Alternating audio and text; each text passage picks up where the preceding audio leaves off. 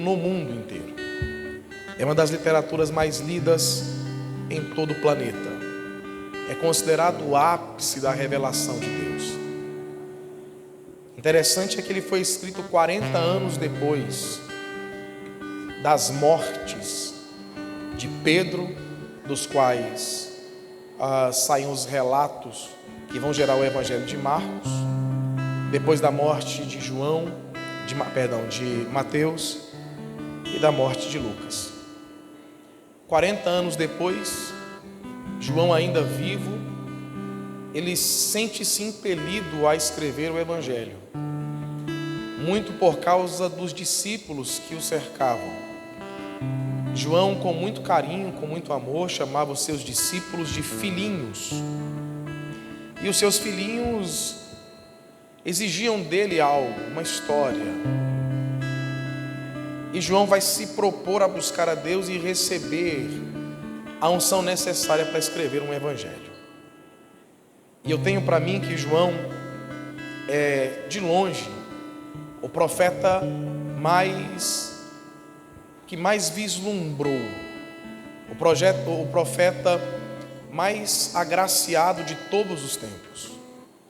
Ninguém viu o que João viu, ao menos não há relatos bíblicos a respeito de outro, de alguém que tenha sido levado nas extremidades da história.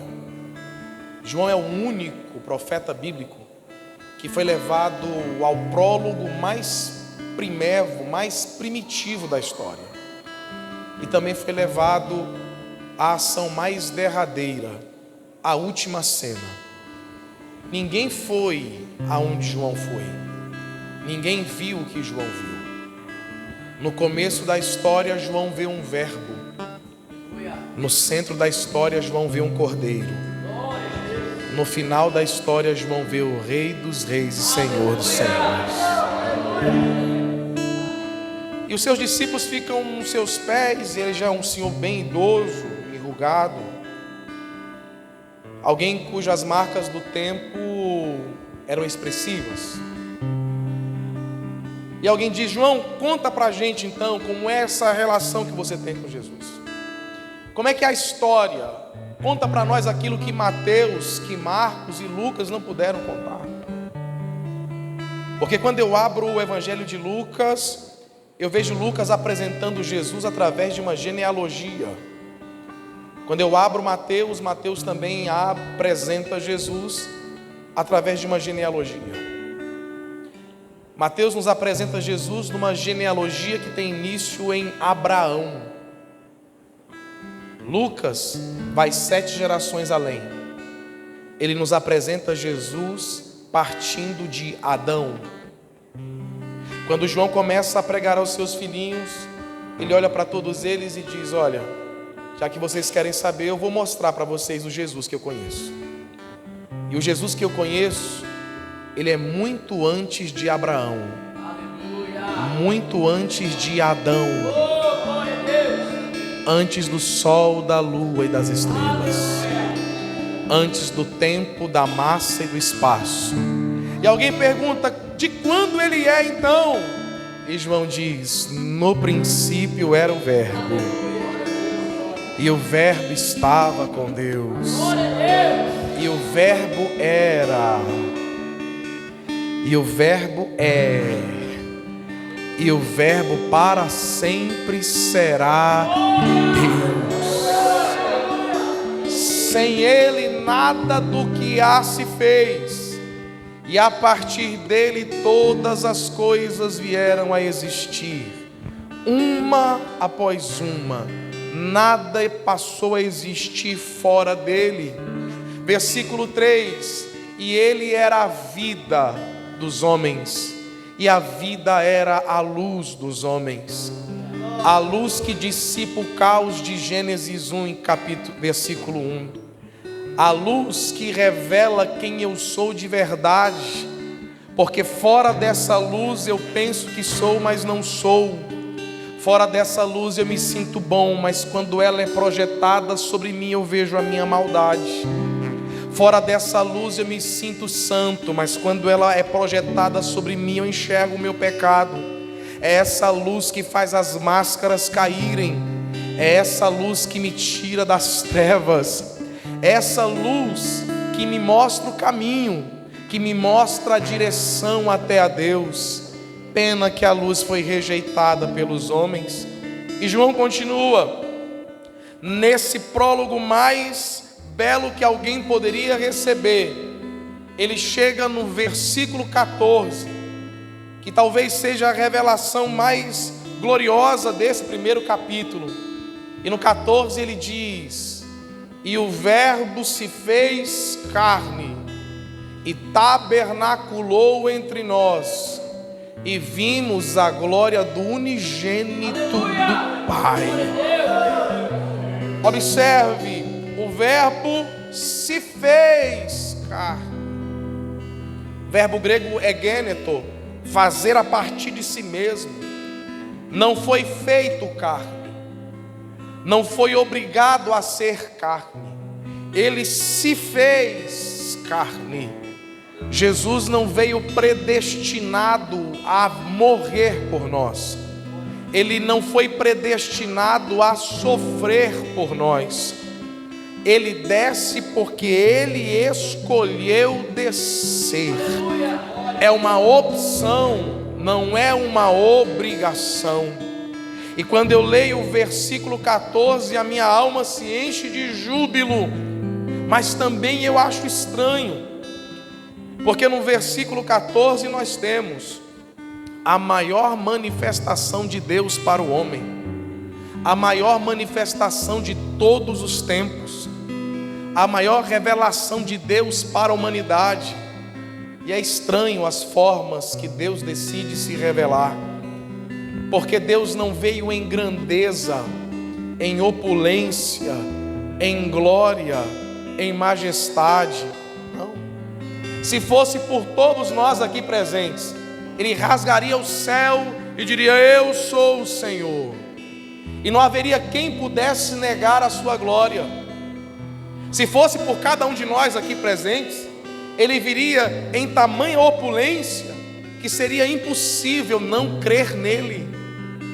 Deus poderia ter se revelado como se revelou a Davi em 2 Samuel 22. E Davi diz que ele abaixou os céus e desceu, e a escuridão estava debaixo dos seus pés, e montou sobre um querubim, e foi visto voando sobre as asas do vento. Ele poderia ter vindo como se manifestou a Isaías no capítulo 6. No ano em que morreu o rei Uzias, eu vi o Senhor assentado sobre um alto e sublime trono, e as orlas do seu vestido enchiam toda a casa.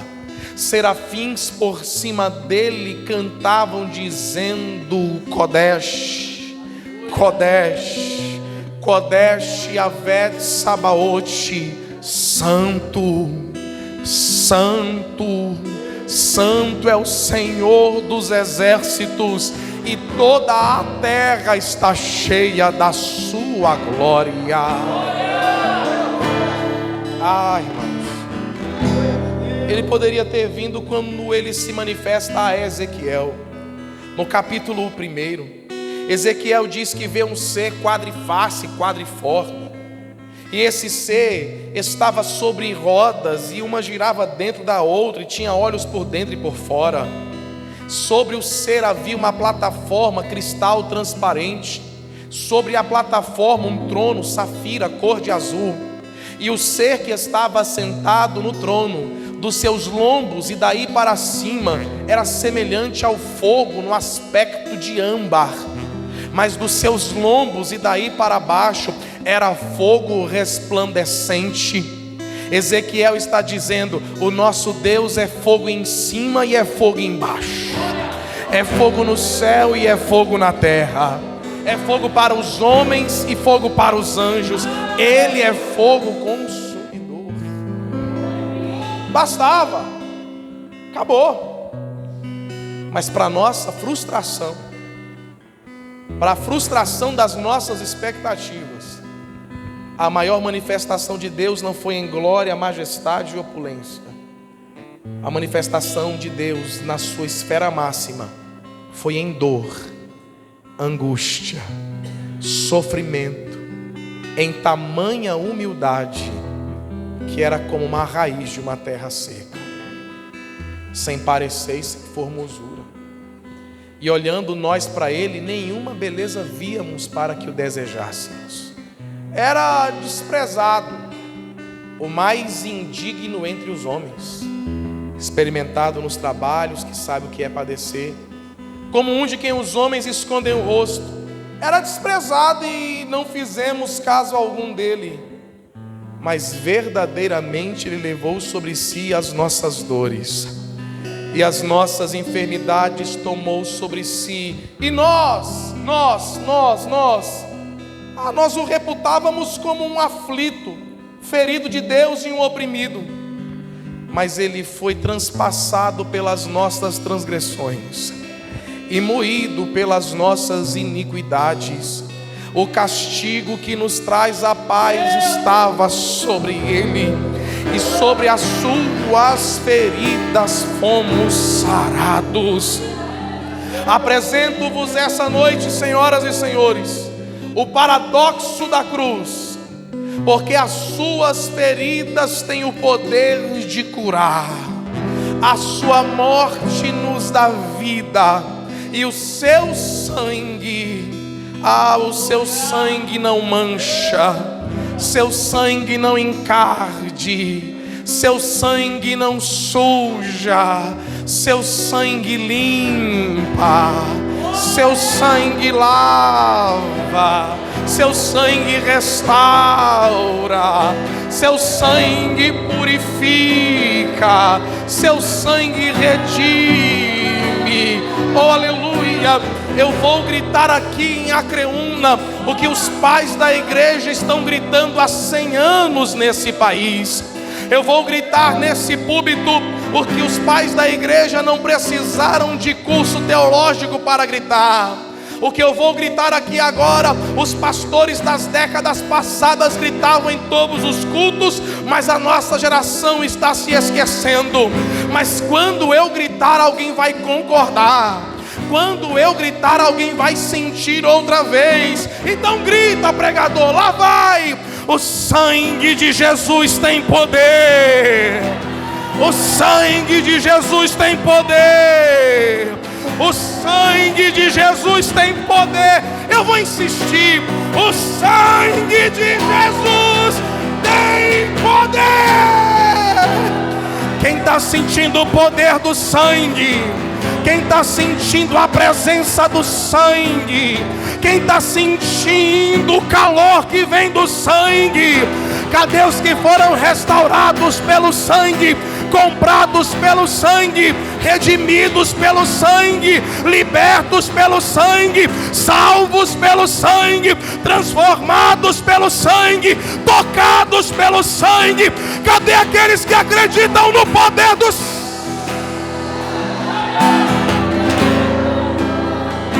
Pastor Paulo Leivas Macalão escreve a nossa história em um hino da harpa.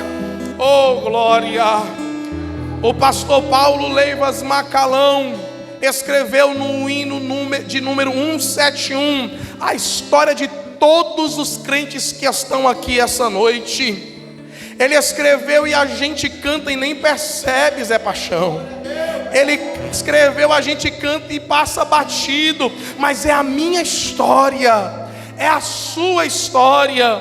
E ele escreve dizendo: eu era um pecador, andava sem Jesus, não tinha esperança, nem divina luz, mas hoje sou remido, Cristo me salvou com o seu sangue.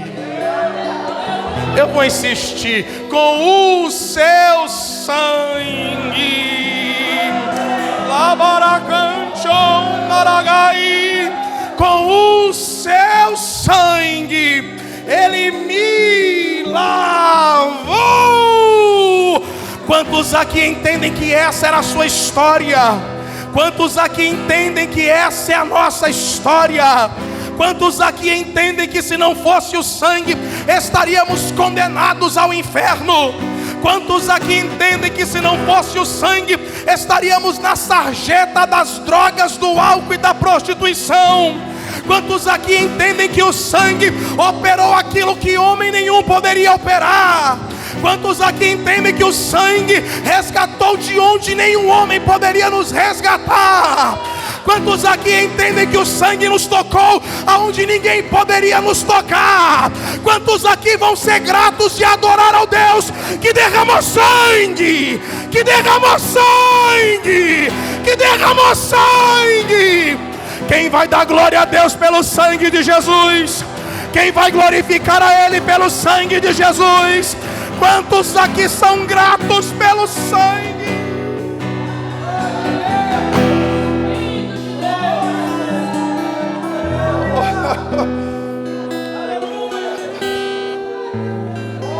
O Verbo se fez carne. Foi o Verbo, ele se fez carne. Ele estava no céu, cercado de tudo que há de melhor. E ele olhou para baixo e disse: eu vou fazer aquilo que ninguém tem coragem de fazer. E ele vai se despir da sua glória e vai se vestir de pobreza. Vai se despir da sua beleza e vai se vestir de feiura. Ele desce do trono e vem à manjedoura. Os anjos que o cercavam não cercam mais, quem o cercam agora são os pecadores. Quem é que faz essa troca? Quem é que comete uma insanidade como essa? Só faz isso quem ama de verdade. Quem muito ama, muito renuncia. Eu sei que vai doer. Quem pouco ama, pouco renuncia. Quem nada ama, nada renuncia. O que eu vou dizer agora vai te marcar, e tem gente que não vai conseguir dormir por causa do que eu vou falar agora. Mas o tamanho da sua renúncia descreve o tamanho do amor que você sente por Deus. Diz que ama a Deus, mas não renuncia o pecado. Diz que ama a Deus, mas não renuncia a mentira. Diz que ama a Deus, mas não renuncia coisas tão pequenas. Não renuncia quem não ama. Não renuncia quem ama pouco, mas quem muito ama, muito renuncia. Aleluia! Alguém olha para ele e pergunta: você está fazendo o quê? Ele está dizendo: eu estou trocando a minha coroa de glória por uma coroa de espinhos. Eu estou trocando o meu trono por uma cruz. Eu estou trocando o cântico dos anjos pela acusação e blasfêmia dos homens. Eu estou trocando o conforto do céu por chibatadas. Eu estou escolhendo cravos, cruz e coroas de espinho. E alguém pergunta: por que você está fazendo isso? Porque essa é a única forma de conquistar você. Mas não tem outro jeito? Tem outro jeito, tem. Qual é o outro jeito? O outro jeito é eles morrerem por mim. O outro jeito é eles subirem a cruz por mim. O outro jeito é eles padecerem por mim. Então deixa eles sofrerem. Não, eu prefiro subir na cruz do que ver eles subindo lá. Eu prefiro ser espancado do que ver eles sendo espancado lá. Eu prefiro que a coroa arranhe a minha caixa craniana do que ver a coroa arranhando a caixa craniana da cabeça de cada um deles. Porque eu amo tanto esse povo que por amor a eles eu subo a cruz. E ele caminha para a cruz como um rei caminha para a sua coroação. No caminho da cruz, vem Satanás. Já fizeram música sobre isso. Já ouvi gente dizendo: enquanto Jesus era crucificado, tinha festa no inferno. Tinha bebedice no inferno, porque eles achavam que estavam vencendo o Filho de Deus. Mentira. Colossenses diz que ele triunfou sobre as potestades, expondo-os sobre a cruz. Satanás sabia que ele não podia subir a cruz. Satanás entendia que ele não deveria subir a cruz. E em várias tentativas ele tenta tirar Jesus do caminho da cruz. João capítulo 6, versículo 15. Evangelho de Mateus capítulo 16. E em muitas outras passagens. Mas a evidência máxima está em Mateus 4. Quando Satanás olha para ele e diz: tu quer ser rei? Para ser rei não precisa sofrer. Para ser rei não precisa apanhar. Para que passar por esse caminho de tortuosidade? Para que ser caluniado? Vão cuspir na tua cara. Tu é Deus. Se tu quer ser rei, é simples. Se prostra diante de mim e me adora, que eu te torno rei de todos os reinos da terra. Jesus olhando para Satanás como quem diz: Satanás, eu não desci do céu à terra por causa dos reinos de baixo. Eu desci do céu à terra para inaugurar o reino de Deus entre os homens. Quem negocia adoração é Satanás. Quem negocia adoração é Satanás. Deus não troca glória por vitória. Não adianta adorar para receber, não. A gente não adora pelo que recebe. A gente adora porque queremos conhecê-lo como Ele é de verdade. A gente não adora para receber. A gente adora para sentir. Vou dizer de novo: a gente não adora para receber, a gente adora para sentir. Se você está nesse culto e ainda não sentiu, é porque você ainda não adorou de verdade. Porque quem já levantou a mão e abriu o coração para adorar, já está sentindo que tem uma presença gloriosa nessa noite. Quem já levantou e abriu a alma para adorar, já percebeu que a presença dele está facinha aqui nesse lugar. Está sensível aqui. E ainda hoje é assim. Ainda hoje ele tenta nos desviar do caminho da cruz. Tudo que Satanás quer é tirar você do caminho da cruz. Ele chega para você e diz: existem prazeres que podem ser satisfeitos sem um casamento. Existe uma forma de ganhar dinheiro sem ter que trabalhar. Existe uma forma de você ser aceito pelas pessoas sem ter que ser santo, verdadeiro e puro. E todo dia ele apresenta para nós um atalho para tentar nos tirar do caminho da cruz. Mas cristão de verdade já entendeu que a cruz, ela é um objeto obrigatório na vida daqueles que querem servir e seguir a Jesus. Pode até existir uma cruz sem cristão, mas jamais haverá um cristão que não carregue a sua cruz. Eu estou pregando para gente que é todo dia lá fora tentado, todo dia lá fora tem uma proposta, todo dia lá fora é assediado pelo inimigo. Mas essa noite nós estamos aqui reunidos para gritar para os céus e para o inferno inteiro escutar: a nossa cruz não está à venda.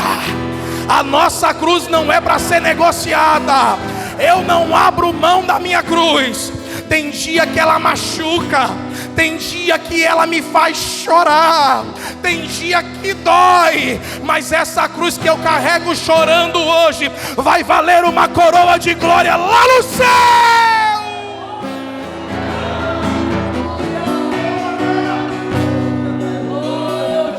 Jesus marcha resoluto em ir ao Calvário.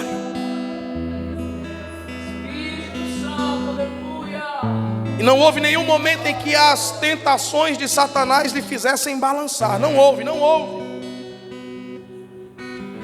Mas sabe, depois de muito estudar e muito orar, eu entendi que há um momento em que a nossa salvação esteve por um triz. Por um triz. Os comentaristas divergem. E alguns dizem: o momento mais difícil de Jesus foi sobre a cruz, quando os pregos transpassam as suas mãos e tornozelos.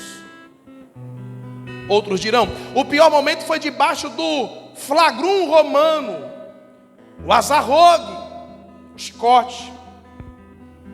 Outros vão dizer: não, foi a noite de espancamentos. Mas existe um pequeno grupo, e eu concordo com eles, que diz que o momento mais difícil de Jesus não foi diante de Pilatos ou em cima do monte chamado Caveira. O momento mais difícil de Jesus foi dentro de um jardim. Uma noite no jardim. A noite mais angustiosa da história. No jardim do Getsemane. Jesus entra no Getsemane com duas opções e uma escolha para ser feita. Ou ele sobe aos céus sem você, ou ele vive o inferno na cruz por amor a você. Quando ele chega no Getsemane, ele vai ter duas revelações. A primeira revelação lhe faz tremer. A primeira revelação lhe faz chorar angustiosamente. E Marcos vai dizer que ele angustiou-se até a morte. Angústia na psicologia é o peso causado pela responsabilidade em se tomar uma decisão. Ele tem que decidir. E quando ele começa a orar, ele tem a primeira revelação. Ele vê um cálice tremulante, borbulhante, o cálice da ira de Deus. E quando ele vê o cálice da ira, ele diz: Pai, se possível for, aparta de mim este cálice. Pai, a cruz eu encaro, o escárnio, a ignomia, a vexação eu encaro, mas esse cálice não, Pai. É o cálice da ira, é o cálice do juízo. Esse cálice não é meu, Pai. Quem já leu o Apocalipse sabe que os piores flagelos não são as 7 trombetas, muito menos os 4 cavaleiros do Apocalipse, não. Os piores flagelos são as 7 taças da ira de Deus. A ira resumida em um cálice. A ira de Deus contra o meu pecado, contra o teu pecado. A ira de Deus contra todo o mau caratismo do ser humano, contra todas as mazelas que cometemos, pensamos e falamos durante toda a nossa vida. A ira de Deus reservada em um cálice. Jesus olha e diz: esse cálice não. O momento de angústia é tamanho que Lucas diz que um anjo desce do céu para consolá-lo. Consolo falam de palavras que prospectam um futuro melhor. O anjo desce, eu imagino que ele desce com toda a reverência. Senhor, com licença, teu pai me mandou vir aqui e pediu para o senhor ficar de pé. E ele pediu para o senhor olhar depois do cálice, para o senhor olhar depois da cruz, para o senhor olhar depois do Pentecostes. Olha, Jesus levantou e olhou depois do cálice. Aleluia. Depois da cruz, rebaio, depois do Pentecostes, depois da reforma protestante, Depois de Daniel Berg e Gunnar Wigner, olha, ele viu, olhou para o céu e disse: Pai, todavia, entretanto, contudo, porém, e mais, seja feita a tua vontade.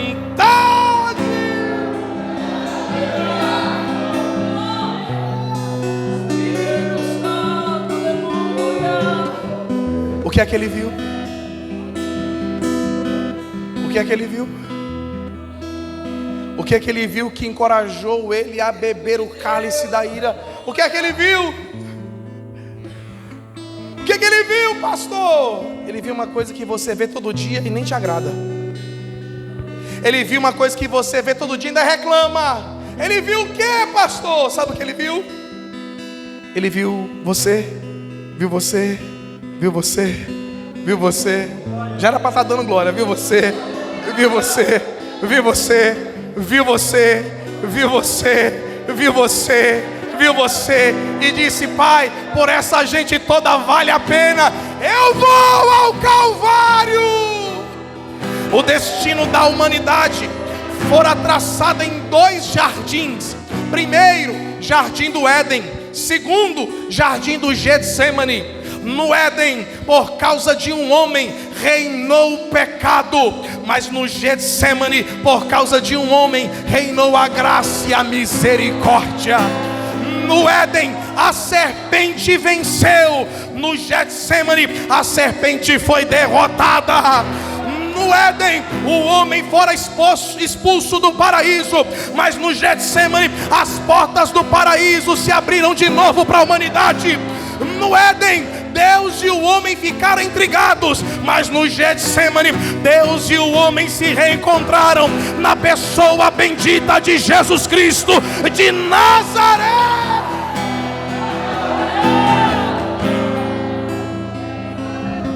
Olha para cá. Nós vamos entrar em rito de ceia daqui a pouco. No Getsemane nós temos a maior prova de amor de todas. Porque o cálice que a gente vai beber agora não era nosso. O nosso, cálice da ira. O nosso, cálice do juízo. O nosso, cálice do inferno, da condenação. O dele, cálice da graça. O dele, cálice da nova aliança. O dele, cálice forjado no seu sangue. Jesus faz a troca mais indigesta da história. É o brinde da noiva com o noivo no noivado. Ele bebe o cálice da ira sozinho, para que eu e você pudéssemos beber hoje o cálice da nova aliança, o cálice do sangue de Jesus.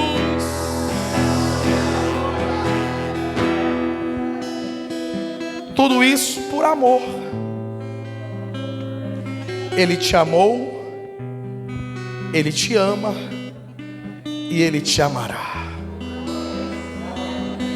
Ele te amou, Ele te ama e Ele vai continuar a te amar. Fecha teus olhos. Coloque as mãos sobre o coração. Eu vou voltar a pregar, fica tranquilo. Coloque as mãos sobre o teu coração. Ele te amou, Ele te ama e Ele vai continuar a te amar.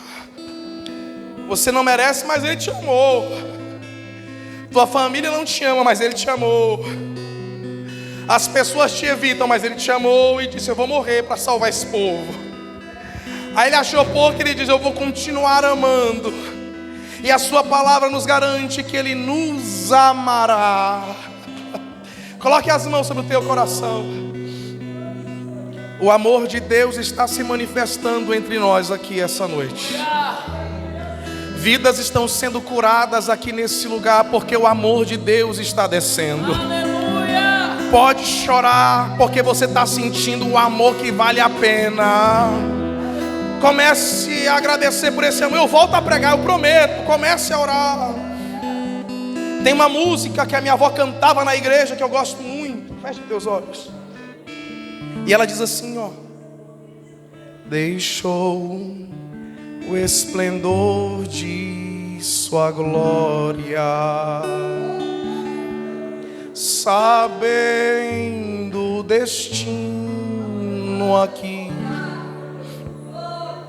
estava só e ferido no Gólgota. Para quê? Para dar sua vida por mim. E a gente pergunta: se isso não for amor, o oceano secou, não há estrelas nos céus, as andorinhas não voam mais. De olhos fechados. Se isso não for amor, o céu não é real. O céu não é. Tudo perde.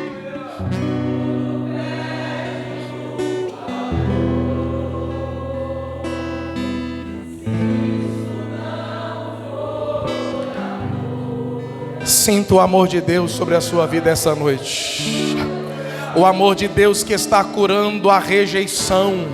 O amor de Deus que está curando o trauma do abandono. O amor de Deus que está curando o complexo de inferioridade. O amor de Deus que está curando traumas do passado. O amor de Deus que está tirando a depressão da sua alma. O amor de Deus que está extirpando a síndrome do pânico. O amor de Deus que está acalmando essa ansiedade que te consome. O amor de Deus que está te abraçando de uma forma que você jamais foi abraçada. Tem gente aqui me ouvindo que não experimentou amor de pai, não experimentou amor de mãe, não experimentou amor de família, mas Deus te ama. Não experimentou amor de marido, não experimentou amor de esposa, mas Deus te ama. Você que se sente um renegado, se sente alguém diminuído, se sente alguém desprezado, eu vim gritar para você: Jesus te ama de verdade. Hoje eu não estou pregando para quem está lá fora, eu estou pregando para quem está aqui dentro. Jesus te ama, Jesus te ama, Jesus te ama. Para de mendigar amor do homem, tem amor do céu descendo nessa casa, tem amor do alto caindo nessa casa.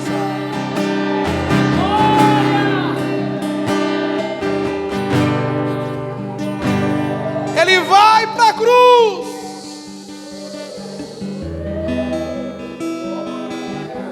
E lá ele vai falar 7 famosas frases na cruz.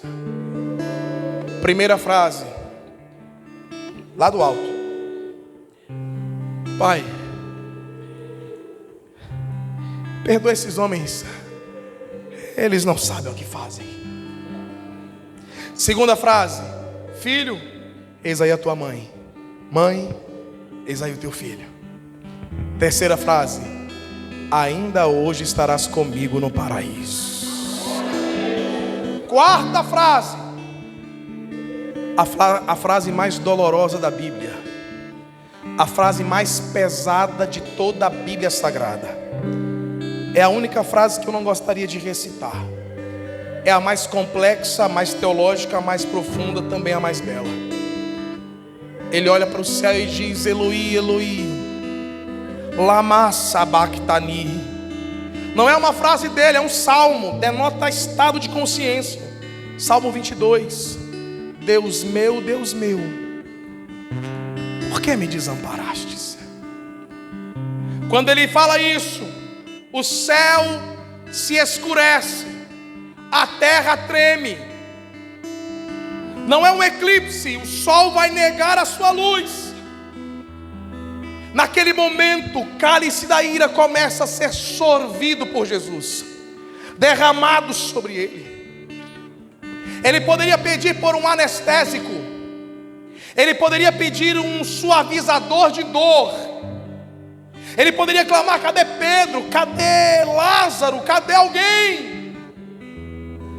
Mas ele está dizendo: aonde está o Senhor? Porque o Senhor me desamparou. A única pessoa que me importa nesse momento é o Senhor, e o Senhor virou as costas para mim. No céu tem um pai ferido, no céu tem um pai machucado, e do céu o pai olha para a terra, sobre a cruz, e diz: esse aí não é meu filho não, essa criatura horrenda não é meu filho. Ele vai virar a face, porque Deus não compactua com o pecado. E ele diz: essa criatura não é meu filho. Porque nesse momento aglutinam-se sobre Jesus a pior parte de mim, a parte mais podre de você. Os pecados mais horrendos do homem se aglutinam sobre Jesus. O Pai no céu diz: o meu filho é santo, o meu filho é puro, o meu filho é verdadeiro. Mas o que eu vejo agora é uma criatura deformada pelo pecado, que fede as minhas narinas. Eu tenho que virar o meu rosto. A parte mais podre, mais nojenta de você, a parte mais podre, mais nojenta de mim, estavam sobre ele naquele momento. Ele estava coberto pelo pior que o ser humano pode ter, pelos piores desejos, pelas piores mazelas. Ele está em cima da cruz, sendo rejeitado pelos céus. O apóstolo Paulo diz aos Coríntios que Jesus nunca cometeu pecado, capítulo 5 da segunda emissiva. E ele diz: mas aquele que não pecou se fez pecado por nós. E eu lhe pergunto: o que é pior, ser um pecador ou ser o próprio pecado? Gálatas, Paulo diz que aquele que subir no madeiro se torna maldito. Aí ele continua: e Jesus se fez maldição por nós. E eu lhe pergunto: o que é pior, ser amaldiçoado ou ser a própria maldição? Naquele momento, tudo que há de ruim no mundo estava sobre a criatura mais santa que já pisou nessa terra. Naquele momento, tudo que há de pior nesse mundo está sobre a criatura mais pura que já pisou sobre essa terra. Naquele momento, Deus, por causa da sua palavra, foi obrigado a virar o rosto, e Jesus foi desamparado na cruz, para que eu e você pudéssemos ser amparados por toda a eternidade. Porque dali em diante nunca mais houve um pecador que não levantasse as mãos para o céu pedindo misericórdia, para que Deus virasse o rosto. Não, todo pecador que clama embaixo por misericórdia, ele estende as mãos lá de cima dizendo: o meu filho morreu para te salvar, recebe misericórdia.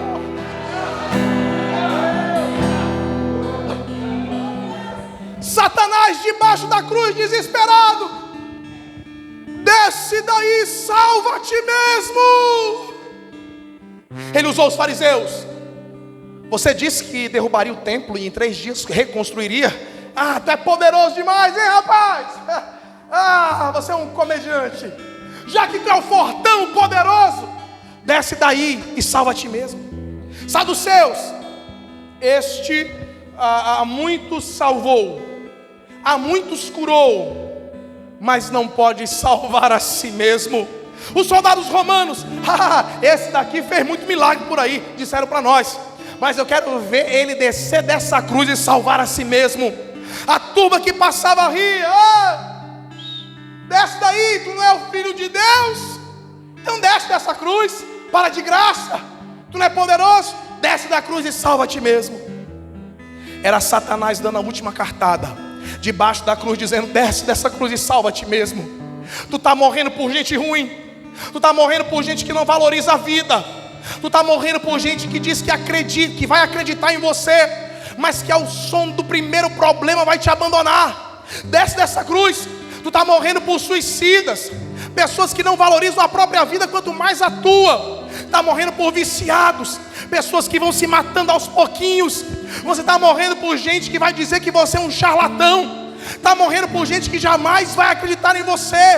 Desce daí, salva a ti mesmo. E Jesus lá em cima da cruz, de cabeça erguida, como diz o versículo 30 que lemos, como quem dissesse ao inferno inteiro: eu não desci do céu para salvar a mim mesmo, eu desci do céu para salvar o meu povo, para salvar a minha igreja, para salvar a minha noiva, e por causa deles eu não vou descer da cruz. Se Jesus desce da cruz, nós desceríamos ao inferno, mas porque Ele subiu na cruz, muito em breve nós subiremos ao céu de glória.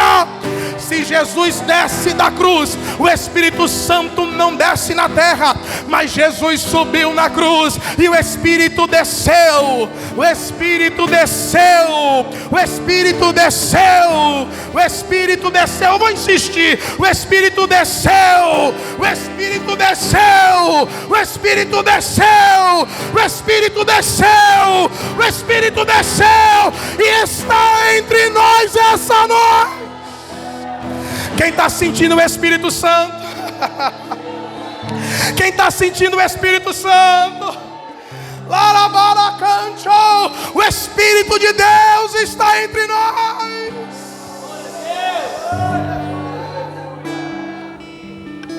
Quinta frase: tenho sede. Estou acabando já. Sexta frase: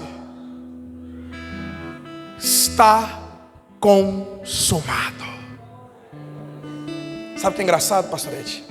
40 anos antes, Mateus escreve. Só que Mateus não estava aos pés da cruz. E Mateus diz: e dando um grande brado expirou. Marcos, pelas lembranças de Pedro, que também não estava aos pés da cruz, disse: olha, e bradando outra vez com grande voz, entregou o Espírito e morreu. Lucas também não estava aos pés da cruz.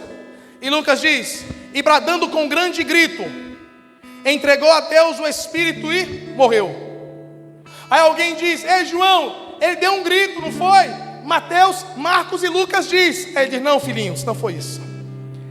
Ele gritou uma frase. Porque quando Mateus, Marcos e Lucas escrevem grande grito, no grego é grito de vencedor. Não é para suavizador, é um grito de um campeão. Aí João diz: eu estava aos pés da cruz. E quem fica aos pés da cruz ouve o que ninguém consegue ouvir. Quem fica aos pés da cruz presencia o que ninguém viu. E aos pés da cruz eu vi que ele disse uma frase. E 40 anos depois a igreja no mundo inteiro queria saber o que é que ele disse. Aí João diz, ele gritou: está consumado.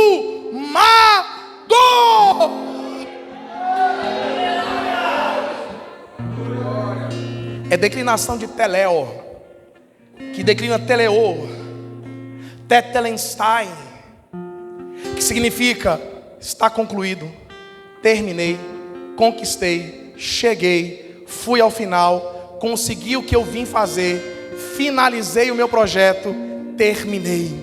O que ele estava dizendo é: eu cheguei ao final, e por amor a vocês eu fui até o fim. Oh, aleluia!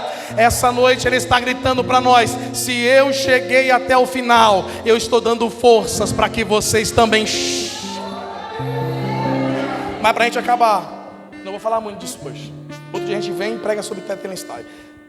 O que me chama a atenção nesse texto, ao menos hoje, é a segunda frase. E a segunda frase diz: inclinando a cabeça. A cabeça não tombou, como diz o hino da Shirley, regravado pelo Samuel Mariano. A cabeça não tomba, não tomba. O texto diz: ele inclinou a cabeça. 6 horas na cruz, de cabeça erguida. 6 horas sendo xingado, mas estava de cabeça erguida.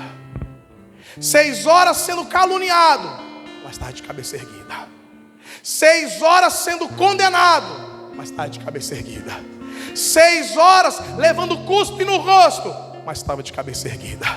A mensagem que ele tem para nós é essa: quem me colocou nessa cruz é poderoso para me ressuscitar ao terceiro dia. Eu vim gritar para alguém que está dentro desta casa essa noite: nós ainda estamos debaixo da graça e da unção do Espírito de Deus. Somos príncipes e princesas de Deus na terra. Passe pelo que passar, não abaixa a cabeça. Vai de cabeça erguida. Vai de cabeça erguida. Vai de cabeça erguida. De cabeça erguida ele olha para os céus e diz: Pai, nas tuas mãos eu entrego o meu espírito.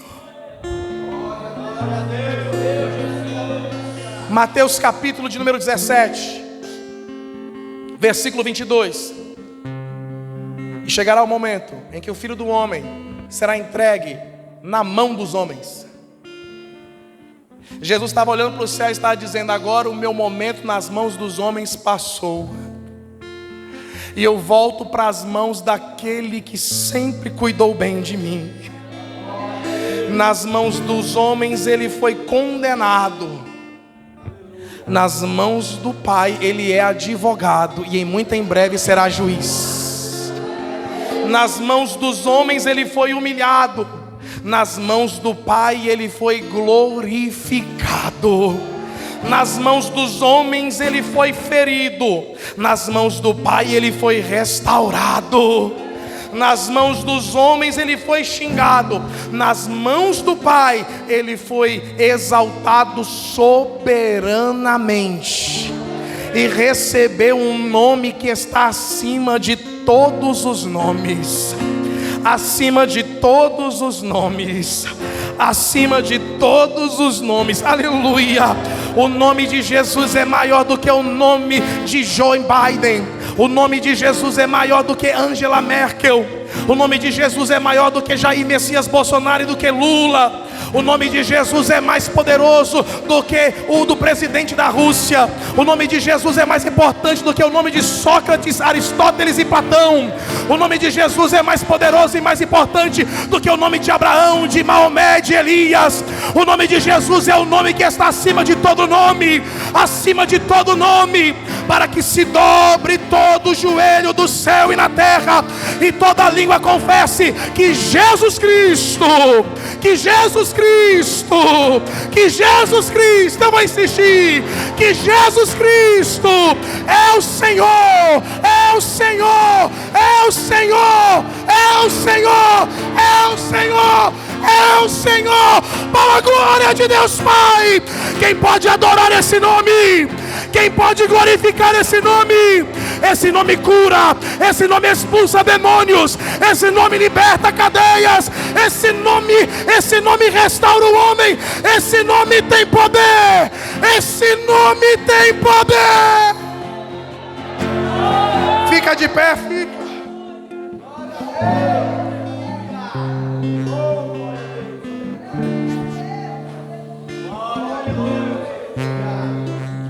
Vale a pena adorar esse Deus. Vale a pena exaltar esse Deus. Fecha teus olhos, a gente vai orar. O processo de ceia vai começar. Eu vou dar um tempo a você para orar comigo.